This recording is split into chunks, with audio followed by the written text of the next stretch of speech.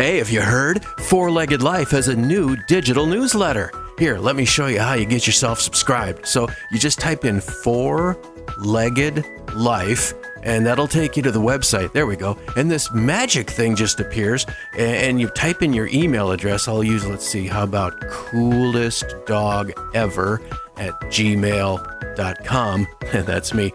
And then you just click on this thing here. There you go. It's the new digital newsletter from Four-Legged Life. Get subscribed today. We're talking with author Jess Bolton of Worried Whippet. Yes, she and her dog had the same name. She promises that she did not name the dog after her. That was the dog's name when they adopted Jess. Third people, but this time it was a charm. This is a message not just about anxiety and worry, but how you get pawed through it, if you will. So I wanted to dig in a little bit because during COVID, as you know, a lot of people adopted dogs. And then people went back to work as things got better. And then there is a whole new breed of dogs out there, Jess. Anxious dogs.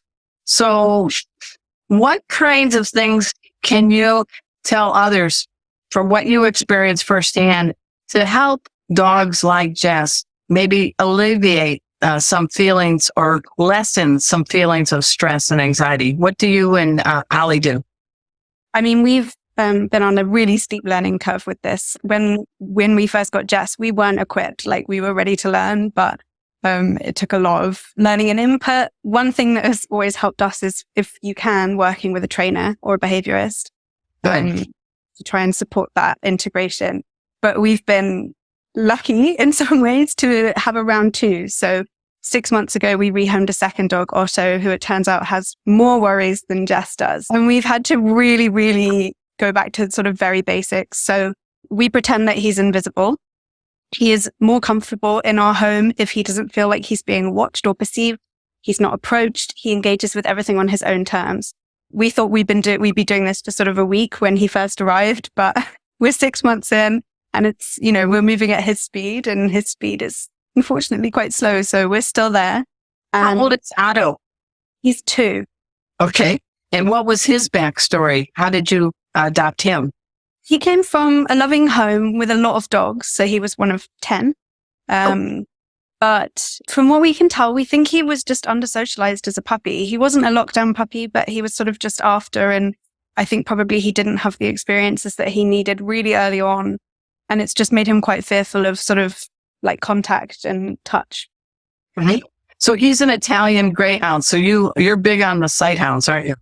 I love the sighthounds so much. They're so sweet. I can't advocate enough for sighthounds.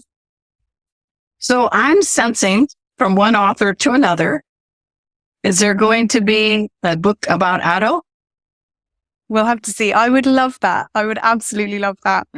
We'll have to see how this one does. So promoting a book, it's hard. I know these days. You're on Amazon. It's really nice. You're in England. You got the whole continent there. You're wanting the people here in the States to know about your book. But how hard was it to land a book deal? Well, actually, it found me rather than the other way around. I know. I got an email from my editor at HarperCollins about 2 years ago. Wait a minute. Let's slow that down. Not Joe Bob Billy's book farm. HarperCollins. Go ahead. Awesome. It was a real pinch me moment, but it was such a pinch me moment that I thought it was a spam email for the first 5 minutes. I had to read and reread. And then when I saw her email address, it kind of sunk in and I burst into tears and rang my mom. So she had found you on social media. She'd found me on social media. Yeah, she'd been there from really early on. And I was really nervous about it. I was like, I don't know if I can tell a story. And she said, you're already doing it. Everything you're sharing has a start and a middle and an end, and you'll be fine. So you team up with Anna Pirelli, an illustrator. And I love all the illustrations. They definitely have, your dog Jess is perfectly animated. How was that to work with Anna? It was kind of incredible because, I know Jess so well, and watching her really come to life in Alice's illustrations was amazing. A real privilege. It just came out this fall, right? Yeah, it came out at the beginning of the month in the States. Okay. What's the biggest message? I know there's a lot of messages in this book, but what's one or two messages you want to make sure when people are pawing through the pages, they're getting for themselves and for their pets? I think it's about how even on the days when you're feeling small, and we all have them, a lot of them, maybe not as many as Jess, but we do. Even on those days, it's possible to step out into the world with courage if you've got the right support. And for Jess, that's her friend Buddy. And for us, it's our friends and our families and our networks. And yeah, it's about how to reach out for that support when you need it. And with your TikTok and your Instagram, you also have YouTube and all that stuff. How hard has that been to edit things? I mean, any tips for people, social media tips? Ooh, yeah, I think bring as much of yourself to it as you can, be as authentic as you can, and don't sort of overly concern yourself with the platforms and algorithms and all of that scary stuff. Be yourself and the right people will find you. And how is it to edit? Who does the editing? Because I love some of the music that you have tied in with some of the clips.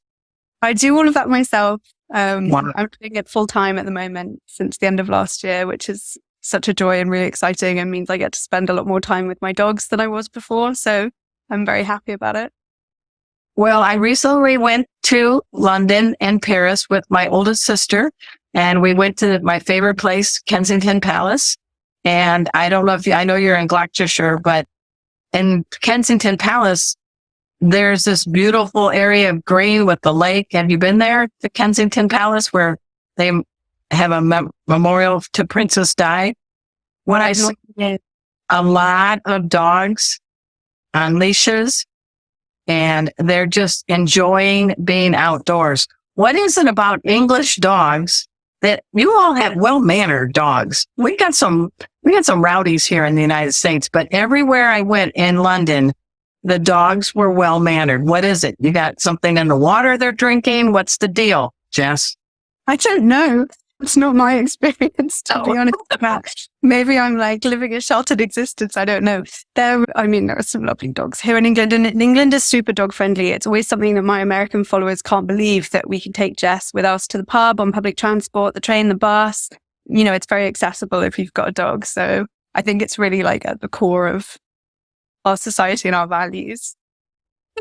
So what's next for you, your dog Jess, and maybe Otto and your husband Oliver?